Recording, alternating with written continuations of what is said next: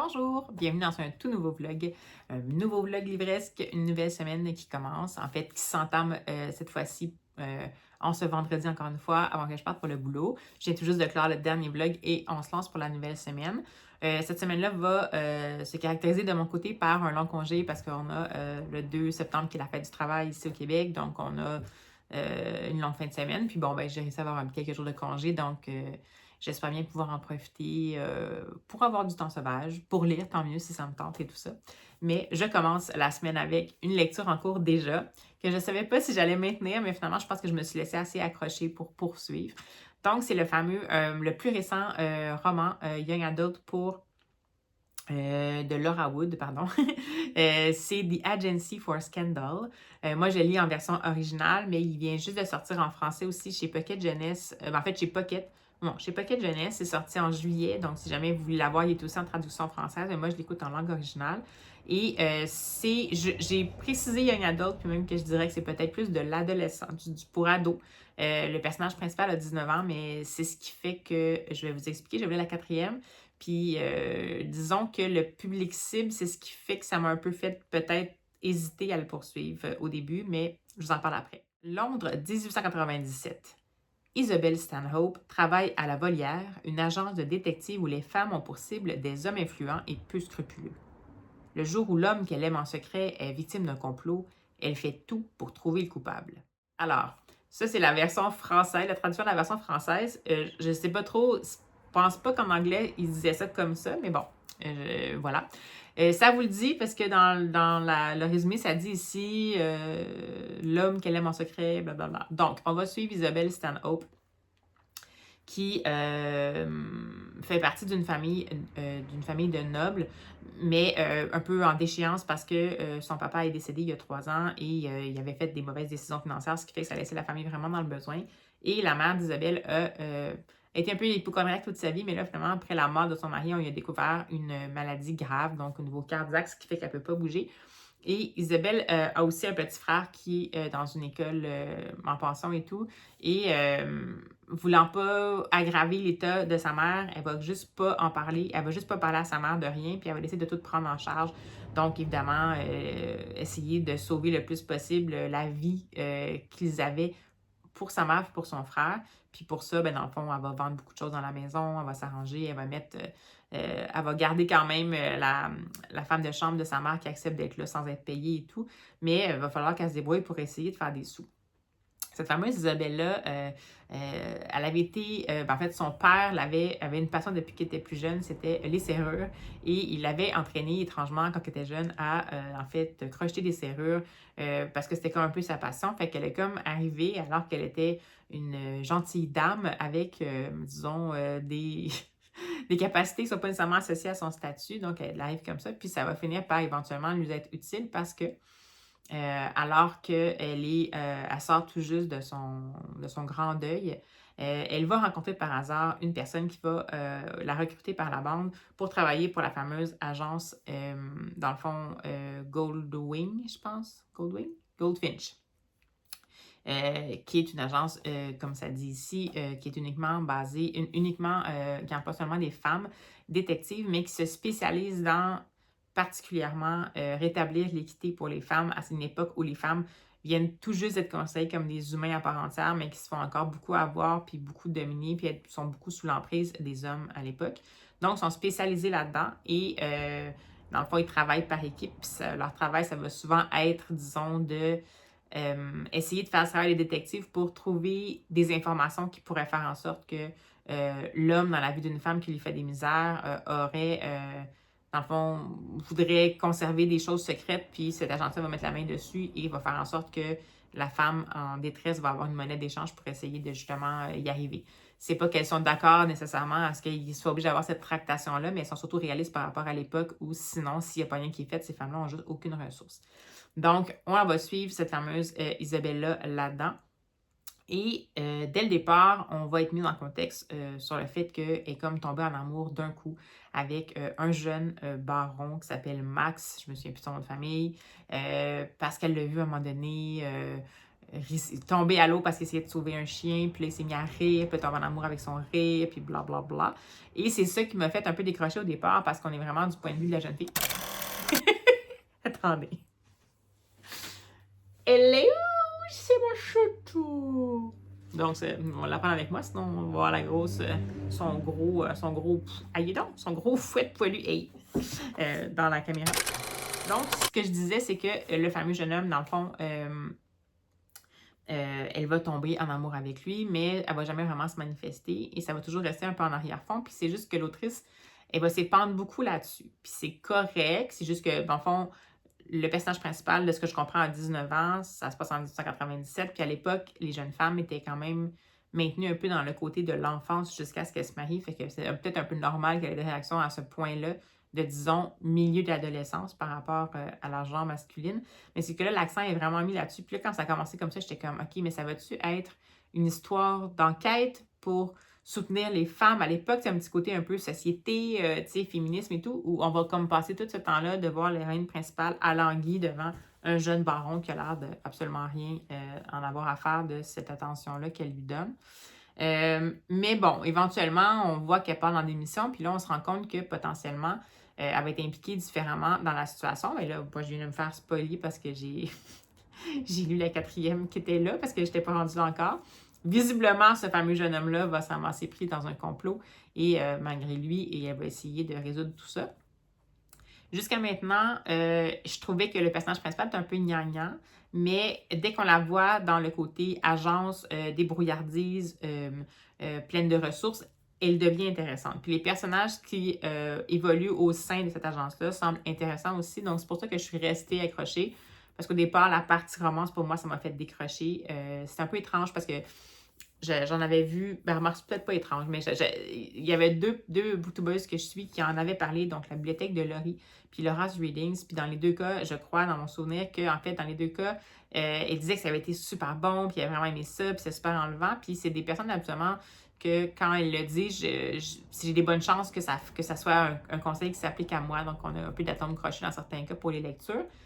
Fait que là, je me suis dit, hey, mais là, moi, je suis vraiment pas romance. Pourtant, il y en a une des deux qui est plus romance, mais l'autre moins. Fait que ça m'a surpris un peu. Mais bon, fait que là, je me suis dit, je le poursuis-tu ou pas? Mais là, je vais le poursuivre, je vais le lire parce que je veux savoir quand même, c'est mon premier Laura Wood, je veux savoir à quoi ça ressemble. Je vais le lire en me disant que c'est un roman pour ados. Et d'ailleurs, à cet effet-là, ça me fait beaucoup penser à deux séries. Tout d'abord, du côté des adultes, la série de l'agence Pentecost, qui est de Steven Spotswood, qui est une agence de détectives qui emploie seulement des femmes et qui dans le fond, fait son action, je pense que c'est à New York ou en tout cas aux États-Unis. Puis, dans le fond, ça va représenter, il va y avoir une directrice de l'agence qui est une femme déterminée, qui a la sclérose en plaques, puis qui a décidé que elle avait toutes les compétences pour le faire, puis le fait qu'elle était une femme, ça l'aidait parce qu'on se méfiait pas trop. Et une jeune qui, je me souviens plus c'est quoi le nom, Pentecost, et je me souviens plus. Une jeune femme, en fait, qui va devenir un peu comme son bras droit, puis qui va aussi aider à résoudre ces affaires-là. Mais dans cette série-là, donc il y a un peu l'esprit de ça, je trouve, dans le côté, les personnages principaux, la personne qui dirige l'agence, sa protégée, il y a comme des ressources insoupçonnées, donc un peu cette ambiance-là. Sauf que dans celui-là, c'est vraiment une série pour adultes. Donc, on n'est pas dans les émois tant que ça d'amour et tout. Par contre, ça me rappelle énormément une série qui était parue en 2010. J'ai regardé, mais en 2010, version française en 2010, j'ai regardé tantôt, de Y.S. Lee. Ça s'appelait d'ailleurs The Agency. Et ça se passait dans le Londres du 19e siècle, il me semble bien. Et on suivait une jeune orpheline qui était recrutée par une agence de détectives uniquement féminines pour justement résoudre des enquêtes qui bénéficiaient du fait qu'elles étaient des femmes. Donc, on parlait souvent devant elles comme si elles n'existaient pas, ce qui fait qu'elles pouvaient justement résoudre plusieurs affaires que des hommes avaient essayé de résoudre puis que ça ne marchait pas. Donc, je dirais qu'à part le fait que dans The Agency de Y.S. Lee, l'héroïne principale, elle est orpheline complètement. Donc, dans ce cas-ci, l'héroïne a quand même une mère encore puis un frère. Et que dans Y.S. Lee, c'était des enquêtes, peu importe, pas nécessairement juste des femmes, tandis que dans celui-là, il se spécialise dans justement soutenir les femmes, le petit côté un peu féminisme. C'est les deux seules différences, à mon avis. Donc, je dis pas que c'est pas nécessairement inspiré, là. Écoutez, on peut pas réinventer la roue non plus, puis d'une façon, c'est une prémisse qui est quand même quelque chose qui est prometteur puis qui est un peu typique, là. Mais disons que ça m'a fait beaucoup penser, surtout que ça s'appelle The Agency for Scandal, puis l'autre, c'est The Agency. Mais jusqu'à maintenant, bon, écoutez, j'ai quand même suffisamment d'intérêt pour le poursuivre. J'ai commencé tantôt le livre audio, puis j'étais comme, ah, je veux vraiment savoir qu'est-ce qui va se passer, donc ça, c'est bon signe. Puis, ben voilà. Fait que je vais vous en parler quand je vais avancer un petit peu plus dans la lecture. Puis, ben là, ben, il va falloir que je commence le vlog tout de suite parce qu'il va falloir qu'éventuellement j'aille travailler. Alors, voilà, c'est parti. On se lance ça. Qui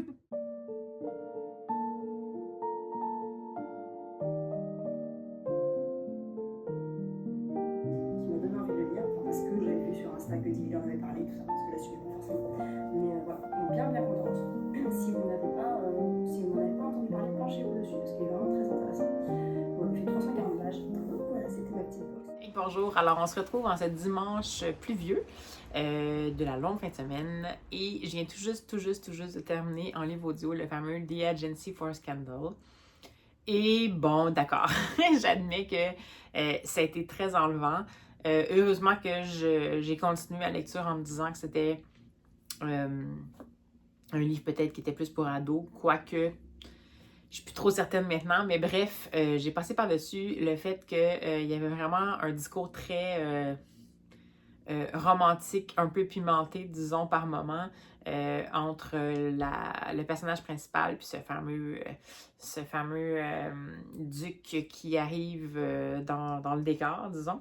Et, euh, et surtout, je me suis concentrée sur c'était quoi, en fait, le mystère, l'intrigue, et c'est quand même beaucoup plus complexe. C'est plein de choses qui étaient entrelacées et ça va beaucoup plus loin que qu'est-ce que finalement on peut imaginer qu'au départ ça va être, c'est-à-dire quand on voit la fameuse personnage principale, Izzy, qui décide d'essayer de venir un peu à bout de qu'est-ce qui s'est passé pour qu'il y ait eu comme une espèce de complot qui se passe contre le fameux duc. Et évidemment, tout ça se fait surtout dans le cadre d'une enquête pour aider, comme je vous disais, la femme d'un personnage super, je pense que c'est un président de parti, donc d'un personnage politique super important et qui semble se faire maltraiter et tout ça. Et puis plus ça va aller, puis plus on va se rendre compte que finalement, peut-être que beaucoup de personnes qui sont mal intentionnées, qui proviennent de différentes strates de la société, semblent, je sais pas, manger dans la même main, disons. Et ça va tourner dans une espèce de course contre la montre, thriller, dangereux, haletant, euh, avec des intrigues en fait, tout ce qui est l'impact du pouvoir sur l'humain, ce que ça peut donner de beau si on est entouré des bonnes personnes, ce que ça peut donner de laid si on n'a pas des super bonnes convictions. Et puis, ben voilà, donc évidemment qu'on apprend à découvrir mieux les collègues de la fameuse Izzy dans cette agence pas mal spéciale là.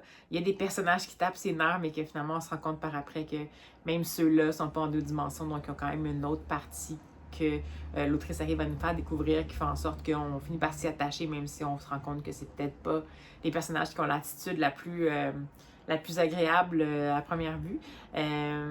Puis, ben, évidemment qu'on parle beaucoup de droits des femmes, on parle beaucoup de droits des femmes dans la société de l'époque qui était à la fin du 19e siècle. On parle beaucoup de le principe que, en fait, le principe social du fait qu'il y a des lois qui sont faites qui sont inéquitables, puis que c'est pas pour rien que le genre d'agence qui est là doit exister, parce que sinon les femmes n'auraient aucune autre possibilité de s'en sortir et seraient dans le fond condamnées à être asservies puis abusées et tout ça. Donc ça, c'est super intéressant. Vous me connaissez, c'est la partie vraiment qui m'a fascinée. Puis en fait, je m'enlignais là-dessus au départ. Je pensais que c'était vraiment être purement ça. Purement une agence qui fait un peu les Robins des Bois de l'éthique, du féminisme et tout ça. C'était ça. C'était intéressant. Ça a été quand même fort bien mené. Je pense quand même qu'il y a plusieurs même des pistes sur lesquelles l'autrice va nous mener comme lecteur, puis que finalement, c'était pas exactement les bonnes. Donc, tu sais, je trouve que c'est super bien tricoté. Donc, l'écriture est bien faite. Le rythme est vraiment... Le rythme, en ce qui concerne les péripéties, le déroulement de l'enquête en tant que telle, est super habile. Les personnages, je pense que c'est sa force. Vraiment, on les découvre bien, on les sent bien. Oui, c'est sûr qu'ils sont un petit peu typés. Ils ne sont pas caricaturaux, ils sont un peu typés. Puis je vais vous expliquer pourquoi, en fait. Ce qui m'a fait un peu sourire, puis finalement, on dirait que peut-être, je sais pas si c'est volontaire, mais c'est sûr que la dynamique qu'il y a entre le personnage principal de Izzy puis le fameux duc, ça rappelle vraiment, vraiment beaucoup la dynamique qu'il y a dans Orgueil et Préjugés de Jane Austen, donc entre Elizabeth Bennet et le fameux Monsieur Darcy. Donc, on est quand même un peu dans cette affaire-là. Donc, on a un duc qui est comme dans la société, un peu taciturne et tout ça, qui travaille aussi dans les services secrets, qui garde une froideur apparente et tout ça. Et on a aussi un personnage féminin qui, malgré le fait qu'elle a un contexte particulier, évidemment, la comparaison s'arrête là parce que elle vient d'une famille noble, mais qui a vraiment plus d'argent, donc ça n'est pas vraiment dans le Elizabeth Bennet, mais qui a quand même pas la langue dans sa poche, puis qui sait qu'est-ce qu'il veut, qu'est-ce qu'elle veut pas, qui a pas l'intention de plier, même si c'est une femme, qui a pas l'intention de se marier juste parce qu'il faut se marier, puis qui a pas la langue dans sa poche. Donc, c'est sûr que cette dimension-là est là. Puis le côté, dans le fond, romance, slow burn est quand même un peu mal le même, l'espèce de même structure. Donc, je dis romance parce que, bon, vous vous en doutez, là, ces deux personnages principaux comme ça, j'arrête pas de vous dire qu'il y a comme un peu de romance. Donc, on est quand même là-dedans.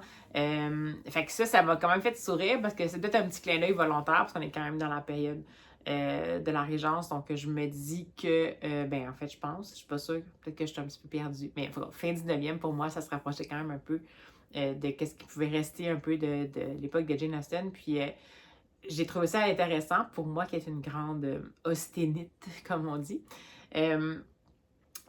Puis c'est peut-être ça aussi qui permettait de justement avoir une fameuse dimension qui était comme plus romantique.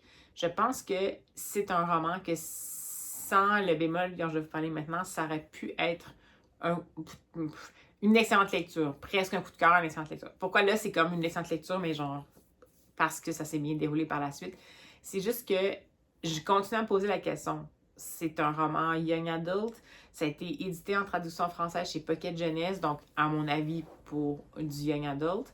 L'héroïne a quand même 18-19 ans, mais à l'époque, c'était considéré quand même comme quasiment adolescente, mais c'est quand même quelqu'un qui se débrouille par elle-même depuis 2 ans, qui fait vivre sa famille, et puis qui travaille dans un domaine c'est un peu service secret officieux au féminin qui met sa vie en danger tous les jours. Donc, c'est comme si c'était une adulte, mais qu'elle avait une intériorité émotionnelle d'une ado, d'une jeune ado même. Et que ça, à la limite, c'est pas grave parce que ça peut comme cadrer avec l'époque, mais ce qui m'a fait décrocher tout le long, c'est la façon qu'elle avait d'exprimer intérieurement son infatuation, donc son attachement, son adoration envers le duc. Même si ce qui était intéressant quand même, c'est qu'il y avait un peu d'humour, d'autodérision dans tout ça. C'était quand même assez cru quand elle parlait de ses désirs. Puis là, loin de moi, l'idée de vouloir dire que c'était trop, je suis pas prude, là, c'est pas ça me dérangeait, mais je trouvais comme pas ça nécessaire. J'ai trouvé en plus que c'était non seulement pas nécessaire, mais c'est qu'en plus, ça allait pas vraiment avec le personnage, avec la maturité qu'on avait l'impression qu'elle avait, le fait qu'elle était quand même une jeune femme à cette époque-là. Puis oui, peut-être qu'à cette époque-là, l'intériorité d'une jeune femme, c'était comme ça. Mais là, il y avait quand même des détails assez crus par rapport à comment elle percevait en fait le fameux duc, qui était peut-être pas graphique, mais presque quand même.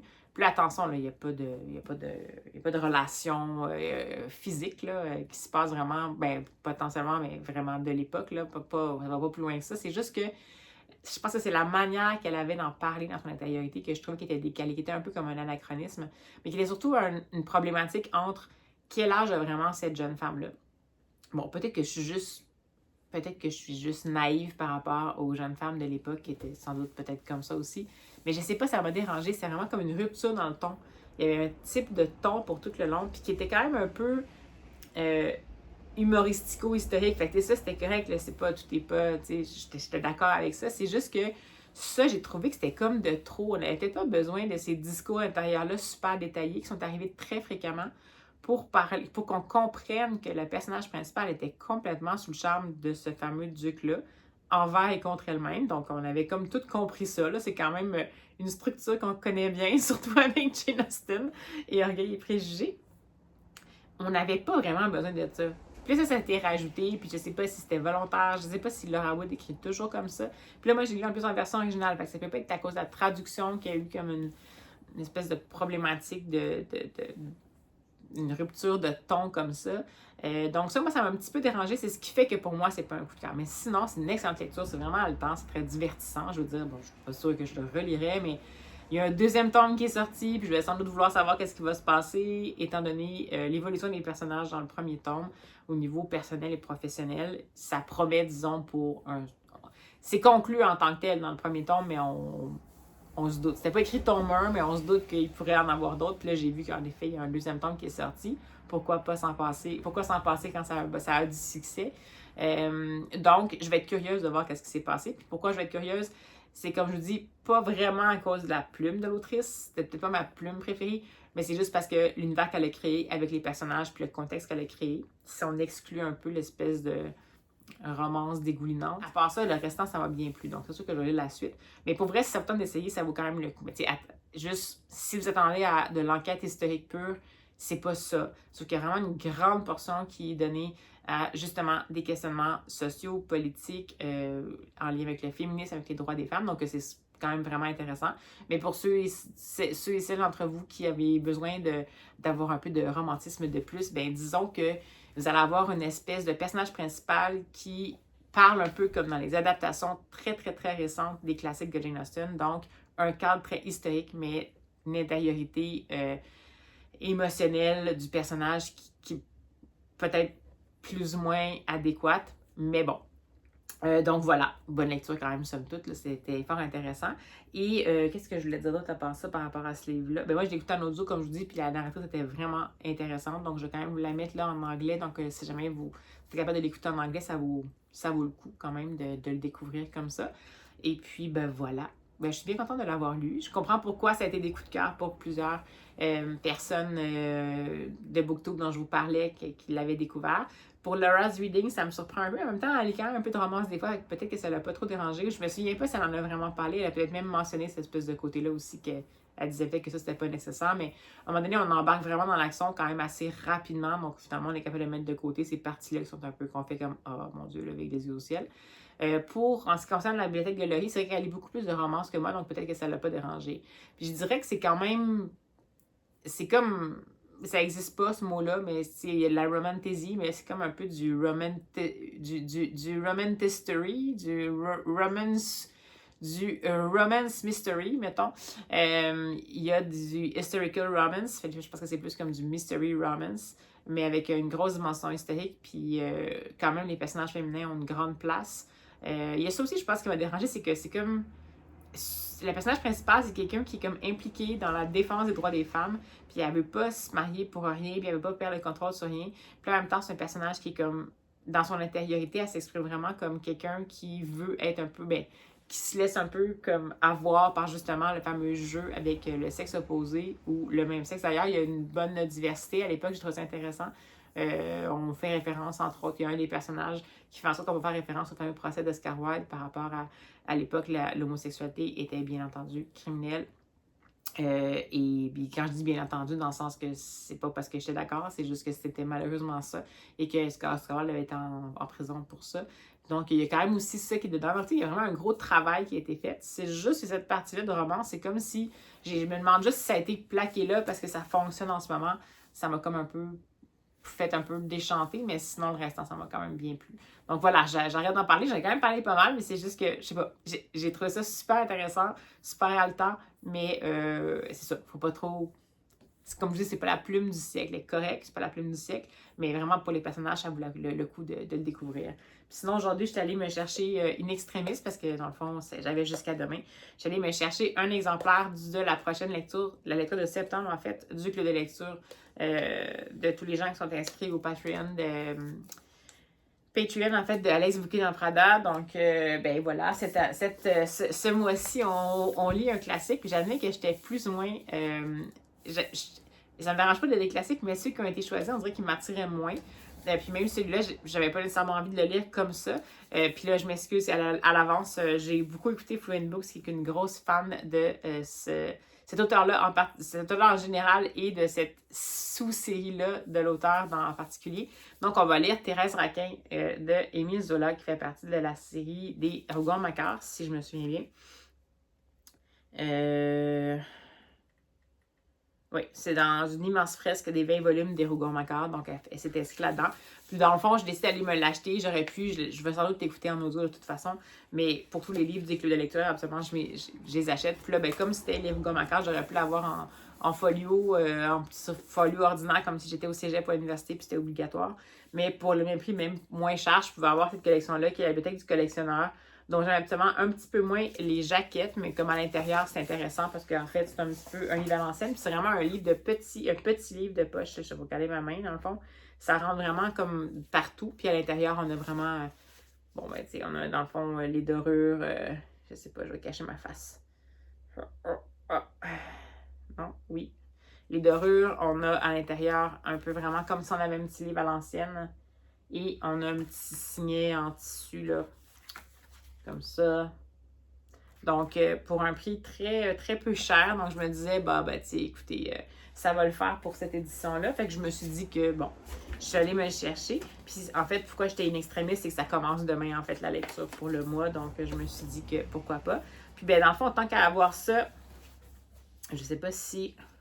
Ouais. Dans le fond, tant qu'à avoir ça, je vais la 4e de couverture parce que je vais le commencer cette semaine. En fait, potentiellement, la prochaine lecture audio que je vais avoir, ça va être celui-là. Donc, aussi bien en parler maintenant. Alors, c'est parti pour la 4e. Thérèse, nièce adoptive de la vieille Madame Raquin, a épousé son cousin Camille, employé des chemins de fer. Timide et résignée, la jeune femme vit des jours d'ennui auprès de ce mari falot et souffreteux dans l'obscure mercerie de sa tante. Jusqu'au jour où ressurgit dans la vie de Camille un ami d'enfance, Laurent, peintre raté et paresseux. Dans les bras de ce jouisseur sans scrupules, Thérèse découvre la volupté et bientôt une raison de vivre. Encore faudrait-il se débarrasser de Camille, seul obstacle à leur passion. Unis par l'ivresse charnelle, les amants maléfiques le seront désormais par le crime, la culpabilité et la névrose. Ce noir huis clos ne pourra se dénouer que par une tragédie.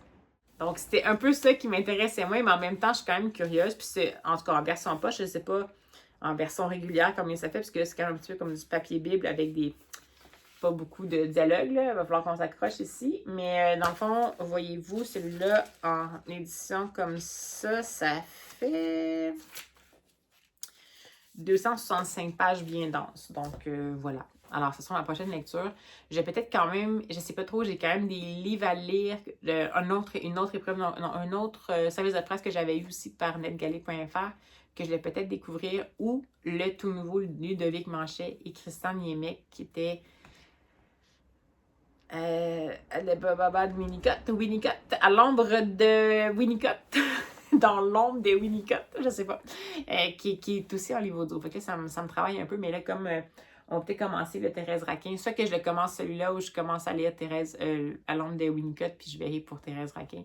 Mais bref, je vous en reparle de toute façon. Alors, ce long segment est commandité par 6 manches. Je m'endors un peu, puis je suis comme juste mollo. Alors, on se revoit dès que je peux.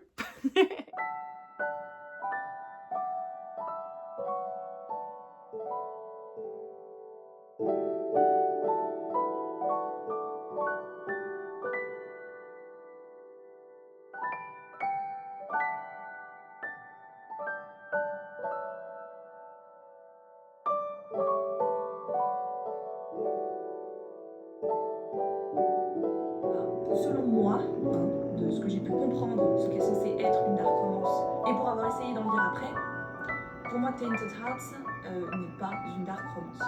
C'est une romance à plusieurs problématiques, avec des personnages qui ont de forts traumatismes liés à leur enfance, qui ensuite, devenus jeunes adultes, vont avoir de la peine à gérer leurs émotions et leurs sentiments envers d'autres personnes. Hey, bonjour! Alors, je vous prends encore une fois en pleine marche parce que c'est comme ça, c'est le midi, il faut bouger un peu. Et je me rends compte que je suis en plein milieu de ma nouvelle lecture, lecture audio, puis je vous ai même pas pris pour vous dire ce que j'ai finalement fait.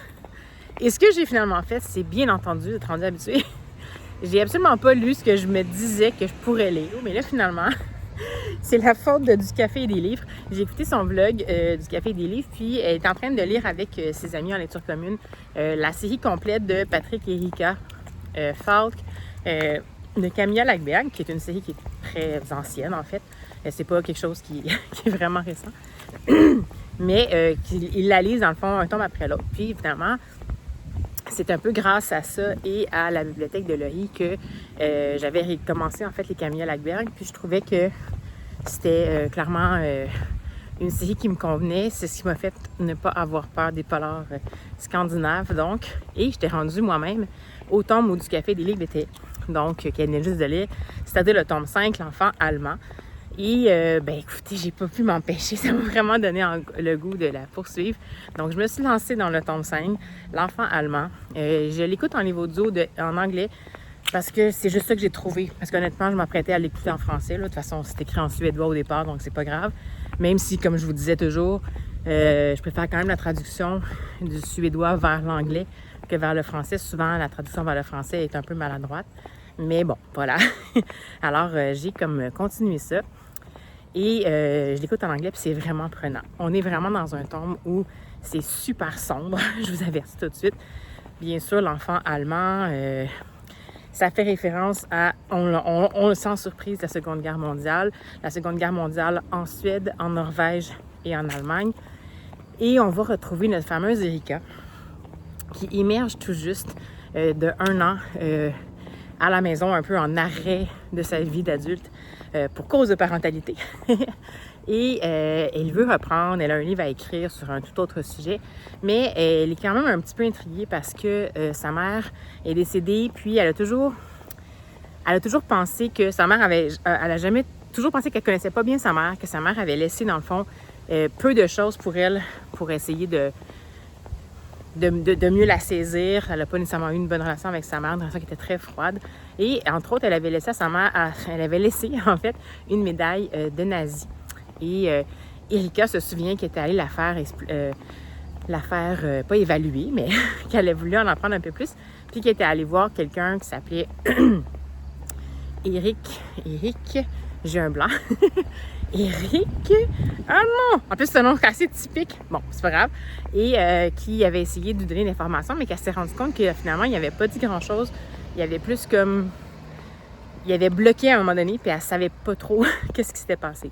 Bref, ça va l'intriguer. Puis évidemment, quand on a écrit quelque chose, qu'est-ce que vous pensez qu'on fait? On s'occupe d'un autre de nos intérêts pour essayer d'oublier qu'on a une échéance.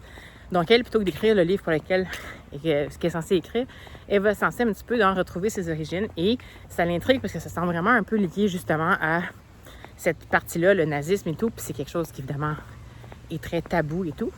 Pendant ce temps-là, Patrick, qui, lui, est en arrêt aussi, est en pause professionnelle pour cause de parentalité, va, lui, de son côté, essayer de découvrir à quel point c'est pas toujours facile de justement être en arrêt de pause parentalité quand on est policier puis qu'on aime vraiment ce qu'on fait.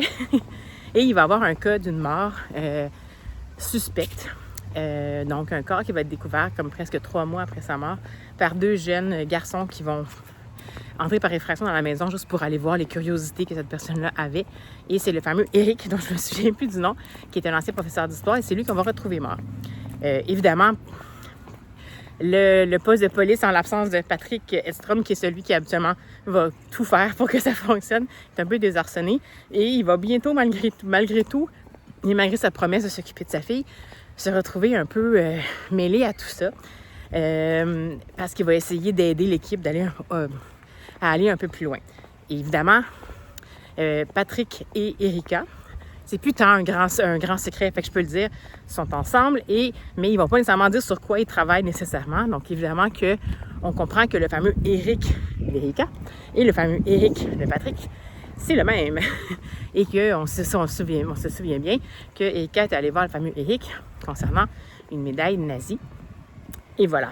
Donc, plus ça va, plus l'enquête poursuit son cours, plus on apprend vraiment sur qu'est-ce qui s'était passé, comment la Seconde Guerre mondiale s'est passée. En Norvège, c'était occupé. En fait, en Norvège, c'est comme, je pense que c'était qui coopérait, me semble. Puis en Suède, il était comme contre tout ça. Peut-être que je me trompe. Et finalement, ce qui s'est passé, c'est que différents groupes quand même de soutien, à la fois de résistance aux Allemands, mais aussi de soutien malheureusement au nazisme, se sont créés, et particulièrement en Suède. Et là, on va plonger, grâce à l'enquête d'Erika sur ses propres racines, mais qui devient finalement un intérêt sur un individu en particulier, qui est le fameux Eric, qu'elle finit par comprendre qu'il y a peut-être un lien avec sa mère indirectement, ainsi qu'avec l'histoire. Donc, par le biais de ça, par le biais de l'enquête policière qui est là, on va apprendre qu'est-ce qui finalement qui s'est un peu passé, qui est en lien avec à la fois l'histoire du pays, sa façon de réagir au nazisme. On va en prendre vraiment le côté sombre. Par exemple, des prisonniers politiques à l'époque. On va apprendre... on aborde vraiment beaucoup l'intolérance, le racisme, la fermeture à tout ce qui est différent, la violence qui est liée à ça. Donc, c'est assez dur, parce qu'évidemment, c'est la Seconde Guerre mondiale, mais à date, c'est vraiment bien fait. Je vous disais, là, cette série-là, les premiers tomes, genre tome 1 et 2, c'est pas comme la grosse affaire. Mais c'est bon, là, mais c'est comme un peu, c'est comme un peu plus, je sais pas, plus prévisible, mais plus ça va. Puis plus, dans le fond, on a toujours une enquête policière, mais les personnages principaux évoluent. On en apprend beaucoup plus sur le contexte. C'est aussi un livre d'apprentissage sociopolitique indirectement. Puis ça me passionne. Je suis rendue presque à la moitié. C'est pour ça que je me suis dit, mon Dieu, mais il faut que je leur en parle quand même. Donc, ben voilà, c'est ce que je lis en ce moment. J'ai aucune idée si je vais lire d'autres livres avant la fin de ce vlog-ci, mais bon, au moins vous savez où j'en suis. Puis ben, je vais vous en reparler dès que je peux. Parce que là, je suis un peu essoufflée, puis c'était pas être super agréable pour vous. Surtout que vous voyez ma grosse face qui fait ça, comme ça, sans arrêt. Alors, sur cette bonne parole, je vais cesser cette espèce de tournage en temps réel avec une sensation de spontanéité. Puis, ben, c'est ça. Je vous en reparle quand je peux. Et bonjour! Alors, petit coucou du fond de la studio mobile. Alors, je vous parle parce que finalement, j'ai complètement... dévoré le Camilla Läckberg. Je l'ai terminé hier, donc je l'ai parlé hier midi.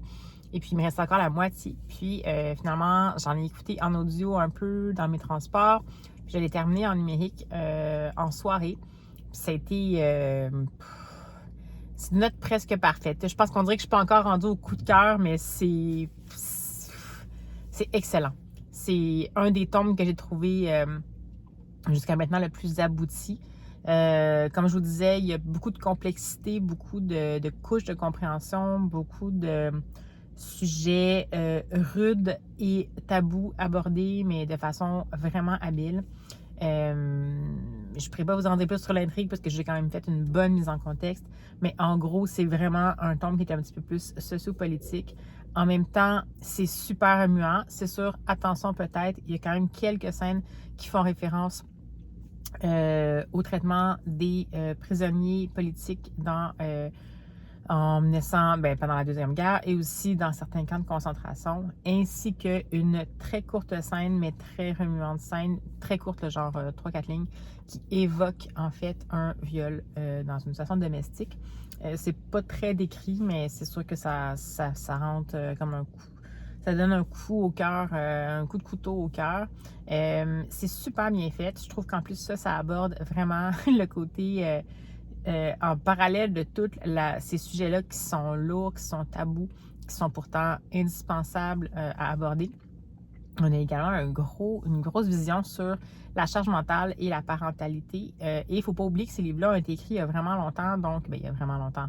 Il me semble que c'est dans les années 2000, début 2000.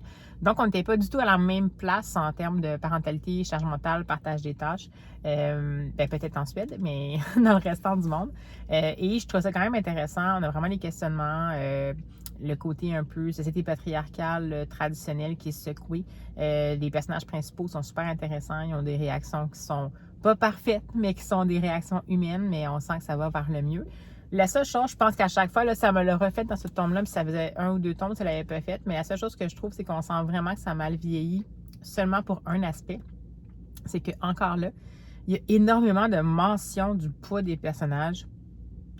Genre, ça nous apporte absolument rien. C'est pas parce que je suis frileuse par rapport au poids, mais c'est juste que là, on dirait que des fois, il y avait vraiment des petits passages, autant pour le personnage principal d'Erika que pour Patrick Edstrom, qui arrive, je pense, début quarantaine, fait qu'il commence à prendre un peu de poids, de la bédaine et tout.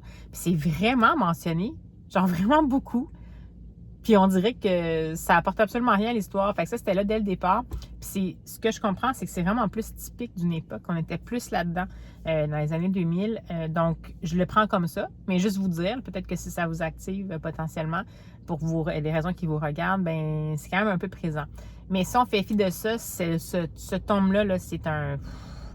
il faut le lire. Mais en même temps, c'est une série, je sais que c'est des grosses briques, mais ça vaut la peine de les lire dans l'ordre, parce qu'il y a vraiment une grosse évolution des personnages. Puis, tout ce que je peux vous dire, c'est lancez-vous donc dans le Camilla Lackberg, même si c'est plus vieux, même si vous n'êtes pas sûr, même si les couvertures des grands formats font un peu peur, lancez-vous là-dedans, ça vaut vraiment la peine, c'est super bien écrit, c'est habile. Celui-là, en tout cas, il est ici avec tellement de justesse et de délicatesse, à part la partie qui a rapport à la perception de son schéma corporel. J'ai vraiment adoré ça. J'ai juste le goût d'enchaîner avec le tome 6, mais je vais me calmer un petit peu. Donc voilà, c'était mon mini topo du midi, mais je voulais vous en parler parce que c'était un coup de cœur total.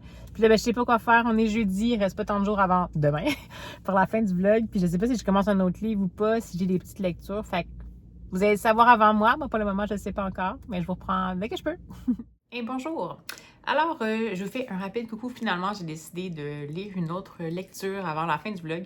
Puis là, je vais arrêter d'être un petit... Je vais essayer d'arrêter d'être un peu psychorigide sur la durée parce que dans le fond, j'avais le goût de lire ce livre-là. Je vais le finir quand je vais le finir. Puis, ben, au pire, le vlog sortira dimanche. C'est pas grave.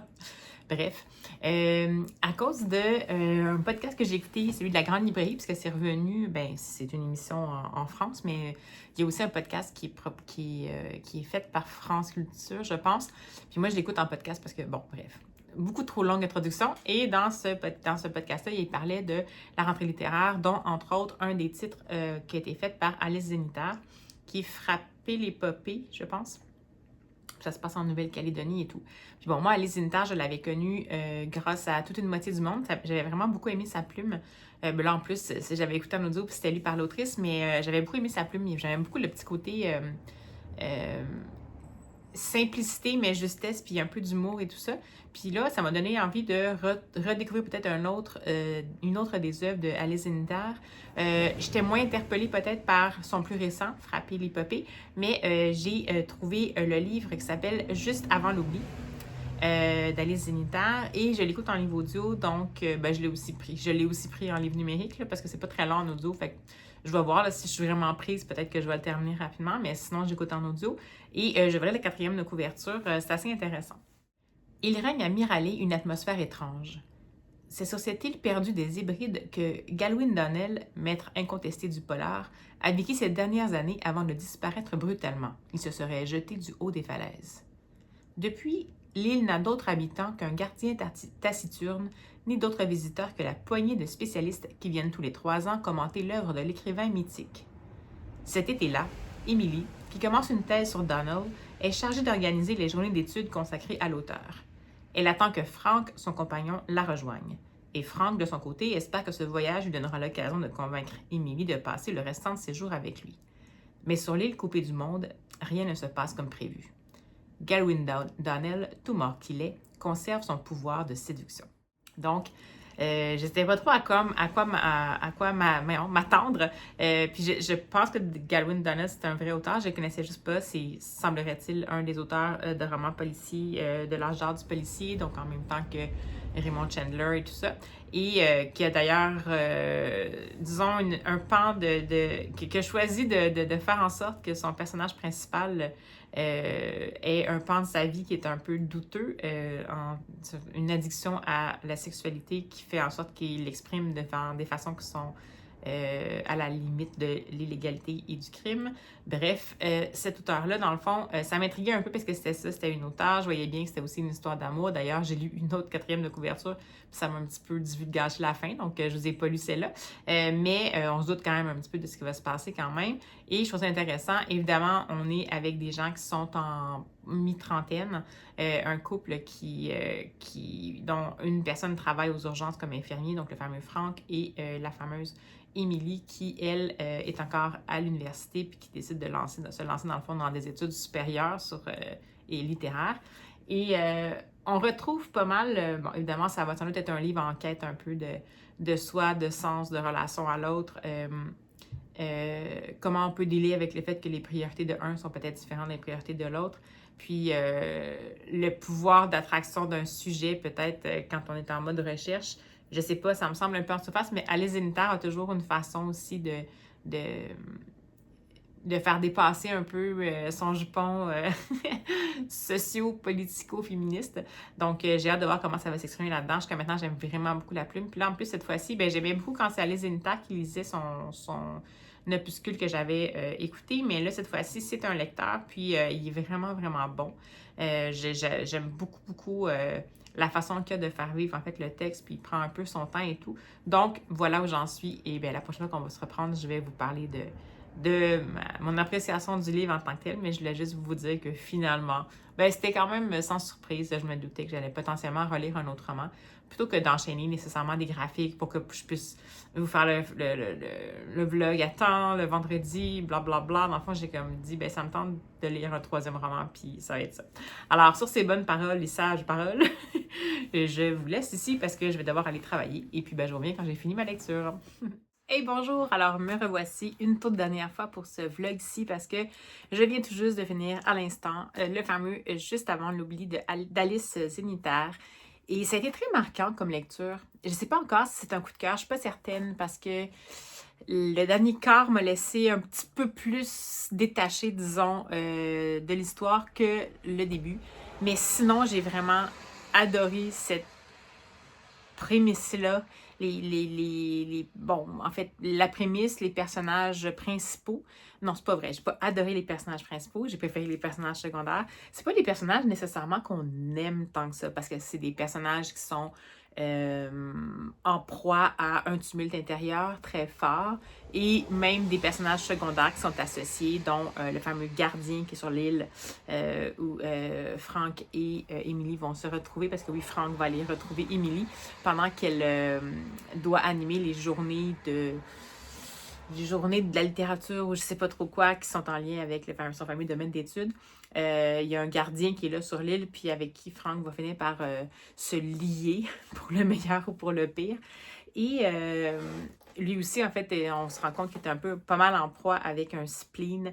C'est un bon mot, ça. C'est un roman de spleen.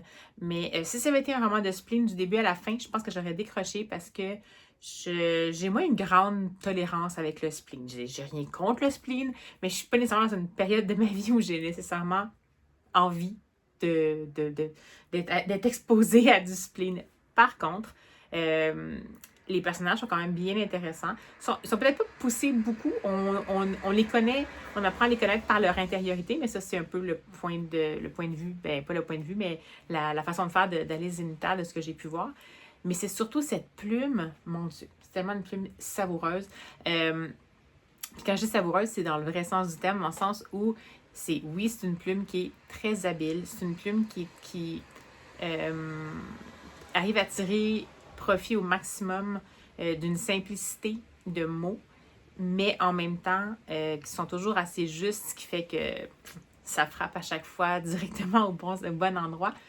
Mais aussi, il y a toujours de l'humour. Il y a de l'humour dans le spleen, il y a de l'humour dans la mise en contexte, il y a de l'humour dans la méta-lecture que l'autrice propose au lecteur. Donc, c'est comme si elle était autoconsciente qu'il y a certaines choses qui peuvent relever, en fait, du comique, peut-être de situation ou tout ça, mais c'est pas nécessairement tourné en dérision, disons, soit ses personnages ou son contexte. C'est juste que dans la façon de faire parler l'intériorité des personnages, il y a quand même un peu d'autodérision, ou en tout cas, les personnages sont à la fois authentiques, mais ils se prennent peut-être pas, sont quand même très conscients de comme leur biais ou de leur faiblesse ou de leurs incohérences. Fait que c'est ça qui fait que c'est super attachant, en fait. Fait que c'est vraiment grâce à cette plume-là.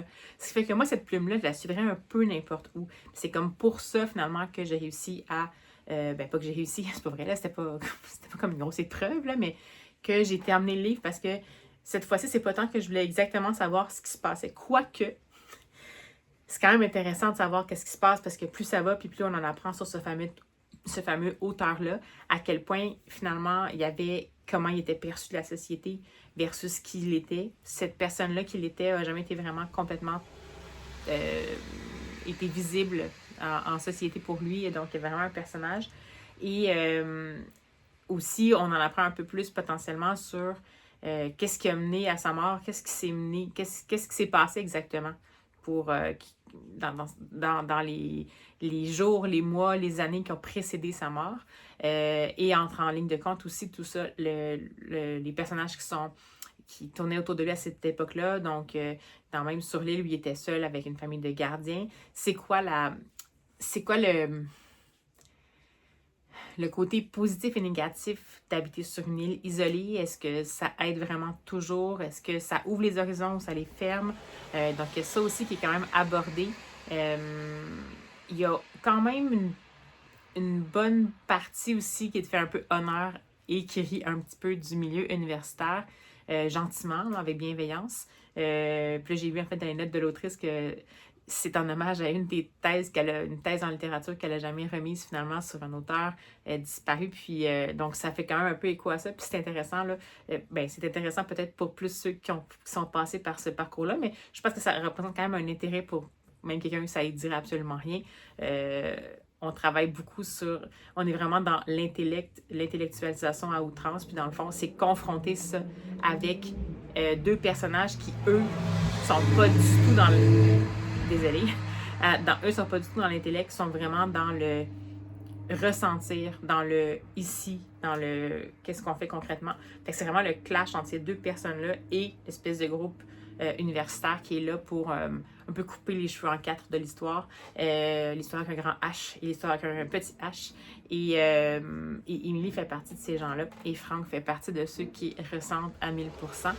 J'ai beaucoup aimé la sensibilité aussi de Frank, juste pour les 3/4 du livre, parce que je trouvais que justement c'est un personnage masculin, puis c'est rare qu'on va autant voir son intériorité. Même chose pour le gardien phare, quand on apprend un peu, on apprend potentiellement à découvrir son intériorité avec peut-être ça peut être terrifiant par moment. J'en dirai pas plus que ça, mais ça reste que c'est quand même intéressant à découvrir. Puis, fait que généralement, c'est la plume qui fait que tout ça est rendu vivant. La seule chose, comme je vous dis, c'est que le dernier quart, pour moi, c'est tombé un peu peut-être dans ce que je considérerais comme de la prévisibilité de relations humaines. Mais en ce qui concerne tout ce qui est autour de l'auteur disparu, ça, c'était pas prévisible, mais le côté le côté relations humaines au départ, donc le côté relation entre Emily et Frank, on se doute un peu quand même de où ça va mener. Cela dit, des fois, c'est pas tant la destination qui compte que juste comment on s'y rend. Mais comme je vous dis, pour les 3/4 du roman, je trouvais qu'on s'y rendait de façon tellement avec une certaine originalité, une certaine fraîcheur dans le point de vue. Mais dans la fin, là, j'ai trouvé que ça...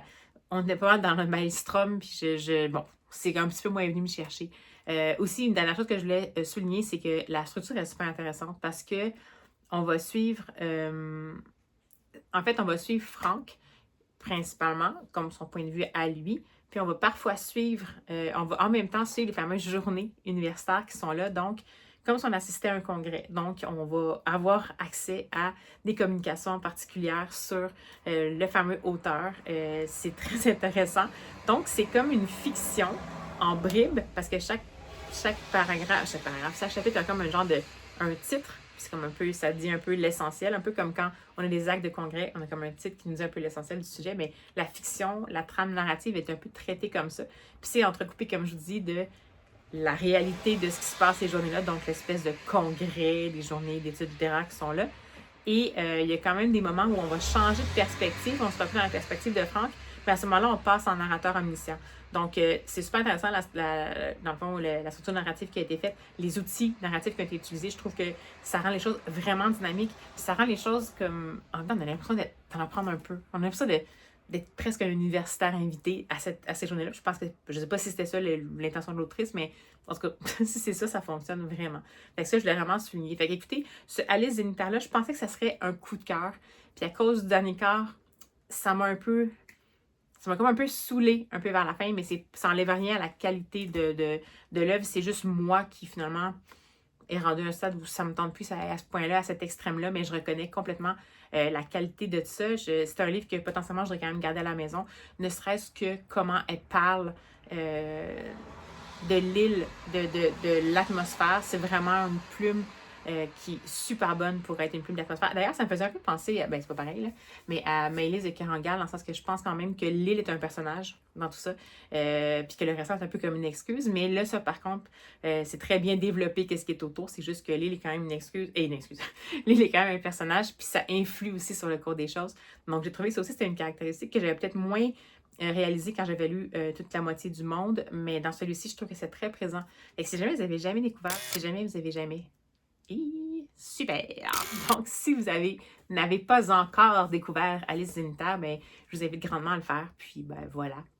Ça va conclure ce vlog-ci, qui va être peut-être un petit peu étiré. J'espère que ça vous a plu. N'hésitez pas à me mentionner si vous avez lu un des livres que j'ai lus cette semaine, si vous m'en suggérez d'autres en lien avec ça. Puis ben, nous autres, d'ici à ce qu'on se revoit, comme d'habitude, je vous souhaite des lectures super inspirantes, vraiment plaisantes ou vraiment terrifiantes, ça dépend de vos goûts. Puis ben, nous on dit tout simplement à la prochaine!